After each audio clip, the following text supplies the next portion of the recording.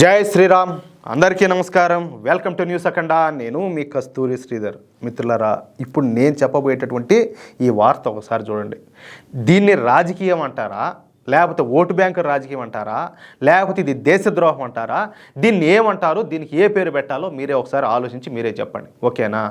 మీరు కూడా చూసే ఉంటారు, కాకినాడలో మొన్న మధ్యన పాకిస్తాను అదేవిధంగా పాలస్తీనా జెండాలు పట్టుకొని కార్లతో రోడ్ల మీద అరాచకం సృష్టించిన రాడికలైజ్ అయినటువంటి ముస్లిం యువకులను అభం శుభం తెలియనటువంటి అమాయక పిల్లలంటూ ప్రభుత్వం అయితే చూసి చూడనట్టు వదిలేసింది. చెప్పాలంటే మన గొయ్యి మనమే తవ్వుకుంటున్నాము. మామూలుగా అభం శుభం తెలియని పిల్లలు అంటే వాళ్ళు ఏ వయసు ఉంటుంది, వాళ్ళకు ఏ స్థాయి ఉంటుంది, ఒక 3 ఏళ్ళలో 4 ఏళ్ళలో 5 ఏళ్ళలో వాళ్ళకి ఏదో తెలియదులే చిన్నపిల్లలైనా అనుకుంటారు. వాళ్ళైనా కూడా ఇట్లా లంగా పనులు లత్కోరు పనులు అయితే చేయరు.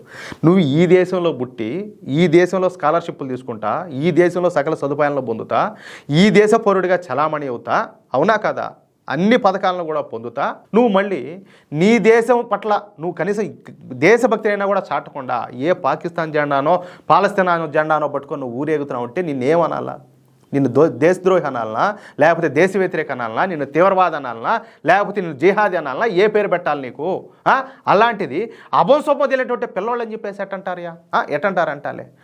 ఆంధ్రప్రదేశ్లో వీళ్ళంతా కూడా, ఇలాంటి యువత అంతా కూడా పూర్తి స్థాయిలో రాడికలైజ్ అయిపోతుంది. ఎవరో ఈ జిహాదీలంతా కూడా.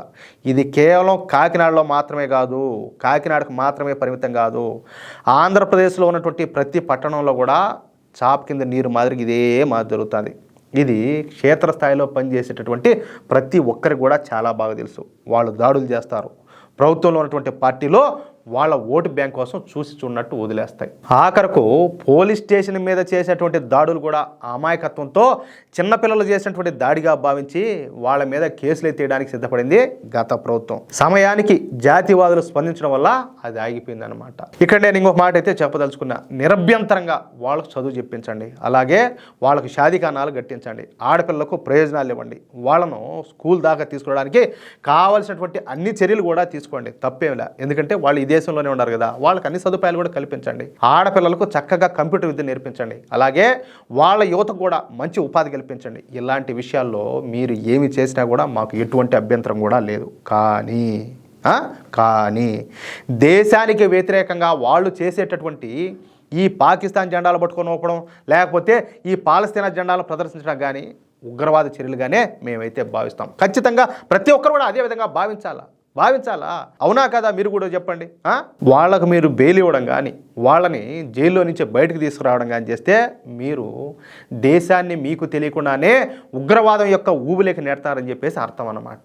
దయచేసి ఇలాంటి పనులు అయితే ఇంకెప్పుడు చేయొద్దు అని చెప్పేసి నా మనవి. దీనివల్ల పూర్తిగా సమాజం అయితే దెబ్బతింటుంది, రాష్ట్రం మరొక పశ్చిమ బెంగాల్ లాగా తయారవుతుంది. ఇది కేవలం హిందువుల సమస్య మాత్రమే కాదు, వాళ్ళు ఓటు బ్యాంకుగా తయారయ్యే మిమ్మల్ని బ్లాక్మెయిల్ చేస్తానే ఉంటారు. అలా అని చెప్పేసి మీరు వాళ్ళకి ఓట్లు లేరు, వాళ్ళు కాంగ్రెస్ పార్టీకే ఓటేసేది, లేదా కాంగ్రెస్ పార్టీ సమర్థించినటువంటి వేరే ప్రాంతీయ పార్టీకి వేస్తారు.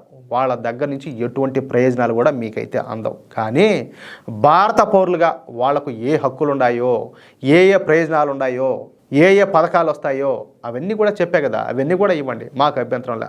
వాళ్ళ ఉగ్రవాద చేష్టలు మాత్రం మీరు సమర్థించడం మాకైతే నచ్చల. అది రాష్ట్రానికి ఈ దేశానికి మంచిది కాదు. అదేదో మొహమాటానికి పోతే ఏదో జరిగిందని చెప్పేసి మీరు మొహమాటానికి పోవద్దు. తప్పు ఎవడు చేసినా, వాడు చేసినా, మనోడు చేసినా, ఎవడు చేసినా కూడా తప్పే. దాన్ని అయితే మీరు దండించాల్సిందే. మొన్న ఈ మధ్య ఎమ్మిగనూరులో ఏదో వినాయక నిమజ్జనం చేస్తా ఉంటే ఒక ఆయన వచ్చేసి పోలీస్ అయినా ఎగిరెగిరి బూట్ కాళ్ళతో దాన్ని నోటుకొచ్చేట అమ్మ నా బూతులు తిట్టాడు. కనీసం ఆయన మీద చర్యలు లేవు. ఇంత మాత్రం వాళ్ళ మీద కనీసం ఒక బూతు కానీ కనీసం ఒక దెబ్బ కానీ వేస్తే మీ పరిస్థితి ఏమవుతుంది? అంటే హిందువులు చావు తెచ్చి ఉన్నారు, చేతకాని వాళ్ళకి నేను వాళ్ళు కొట్టినా తిట్టినా పడతారని చెప్పానా మీ ఉద్దేశం? ఇదే చెప్పేది. ఇవన్నీ పొరపాటు. దేశంలో చట్టం అందరికీ ఒకటే అయినప్పుడు, చట్టం ఎవరికి చుట్టం కానప్పుడు, రాజ్యాంగం అందరికీ సమానమైనప్పుడు ఈ భేదాలన్నీ ఎందుకు అంటాలే? దయచేసి మీకు దండం పెడతా, మీ పుణ్యం ఉంటుంది.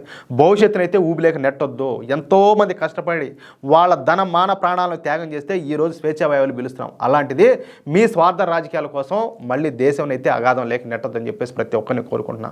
మిత్రులారా, ఈ న్యూస్ కనుక మీకు నచ్చినట్లయితే, అదేవిధంగా నా మాటలతో మీరు ఏకీభవిస్తే తప్పనిసరిగా ఈ వీడియో నలుగురికి షేర్ చేయండి. అలాగే ఈ వీడియోకు సంబంధించి ప్రతి ఒక్కరు కూడా మీ యొక్క అమూల్యమైనటువంటి అభిప్రాయాలను కామెంట్ రూపంలో తెలియజేయండి. అలాగే ఇంతవరకు మీరు కనుక మన ఛానల్ను సబ్స్క్రైబ్ చేసుకున్నట్లయితే ప్రతి ఒక్కరు కూడా మన ఛానల్ను సబ్స్క్రైబ్ చేసుకోండి, సపోర్ట్ చేయండి ప్లీజ్. జై శ్రీరామ్, జై హింద్.